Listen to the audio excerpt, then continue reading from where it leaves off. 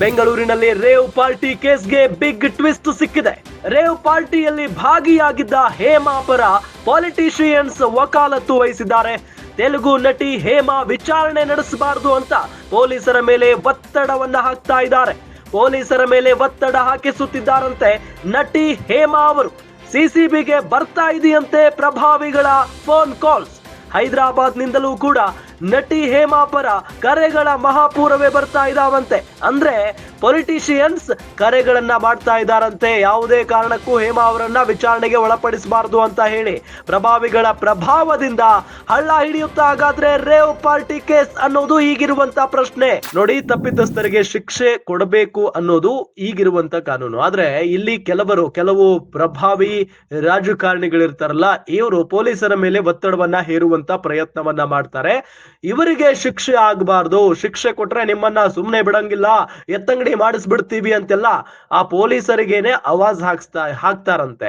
ಅಂದ್ರೆ ಏನ್ ಕಾನೂನು ವ್ಯವಸ್ಥೆ ಇದು? ರಾಜಕಾರಣಿಗಳು ಹೇಳದಾಗೆ ಪೊಲೀಸರು ಕೇಳ್ಬಿಡ್ಬೇಕಾ? ಹಾಗಾದ್ರೆ ತಪ್ಪಿತಸ್ಥರನ್ನ, ತಪ್ಪು ಮಾಡಿದವರನ್ನ ಸುಮ್ನೆ ಬಿಟ್ಟು ಬಿಡಬೇಕಾ ಅನ್ನೋದು ಒಂದು ಪ್ರಶ್ನೆ. ಇವರು ನಟಿ ಇರಬಹುದು, ಆದ್ರೆ ರೇವ್ ಪಾರ್ಟಿಯಲ್ಲಿ ಭಾಗಿಯಾಗಿದ್ರು ಅನ್ನೋದಕ್ಕೆ ಸಾಕ್ಷ್ಯ ಆಧಾರಗಳಿದಾವೆ. ಹಾಗಾಗಿನೇ ಅವರನ್ನ ವಿಚಾರಣೆಗೆ ಒಳಪಡಿಸಬೇಕು ಅಂತ ಹೇಳಿ ಪೊಲೀಸರು ಬಹಳಷ್ಟು ಪ್ರಯತ್ನ ಪಡ್ತಾ ಇದ್ದಾರೆ. ಆದ್ರೆ ನಟಿ ಹೇಮಾ ಅವರು ಮಾತ್ರ ಬಹಳಷ್ಟು ಒತ್ತಡವನ್ನ ಹಾಕಿಸ್ತಾ ಇದ್ದಾರಂತೆ ಪೊಲೀಸರ ಮೇಲೆ. ಅದು ಕೂಡ ದೊಡ್ಡ ದೊಡ್ಡ ರಾಜಕಾರಣಿಗಳಿಂದ. ಯಾವುದೇ ಕಾರಣಕ್ಕೂ ಕೂಡ ನಟಿ ಹೇಮಾ ಅವರನ್ನ ವಿಚಾರಣೆಗೆ ಒಳಪಡಿಸುವ ಹಾಗಿಲ್ಲ ಅಂತ ಹೇಳಿ ಬಹಳಷ್ಟು ಒತ್ತಡವನ್ನ ಹಾಕಿಸ್ತಾ ಇದ್ದಾರೆ ಅನ್ನೋದು ಗೊತ್ತಾಗ್ತಾ ಇರುವಂತ ವಿಚಾರ. ಜೊತೆಗೆ ಹೈದರಾಬಾದ್ ನಿಂದಲೂ ಕೂಡ ನಟಿ ಹೇಮಾ ಪರವಾಗಿ ಕರೆಗಳು ಬರ್ತಾ ಇದ್ದಾವೆ. ಯಾವುದೇ ಕಾರಣಕ್ಕೂ ನಟಿ ಹೇಮಾ ಅವರು ಇದರಲ್ಲಿ ಭಾಗಿಯಾಗಿಲ್ಲ.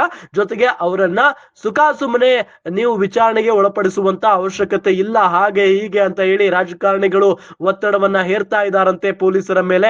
ನೋಡೋಣ ಪೊಲೀಸರು ಏನ್ ಮಾಡ್ತಾರೆ ಅಂತ ಹೇಳಿ. ಪ್ರಭಾವಿಗಳ ಒತ್ತಡದಿಂದ ಈ ಒಂದು ಕೇಸ್ ಹಳ್ಳ ಹಿಡಿಯುತ್ತಾ ಅನ್ನೋ ಪ್ರಶ್ನೆಯೂ ಕೂಡ ಸಹಜವಾಗಿ ಇದ್ದೇ ಇದೆ.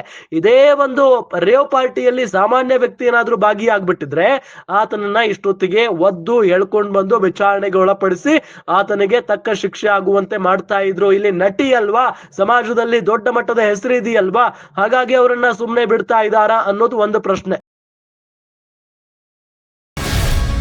ಗ್ಯಾರಂಟಿ ನ್ಯೂಸ್, ಸುದ್ದಿ ಖಚಿತ, ನ್ಯಾಯ ನಿಶ್ಚಿತ.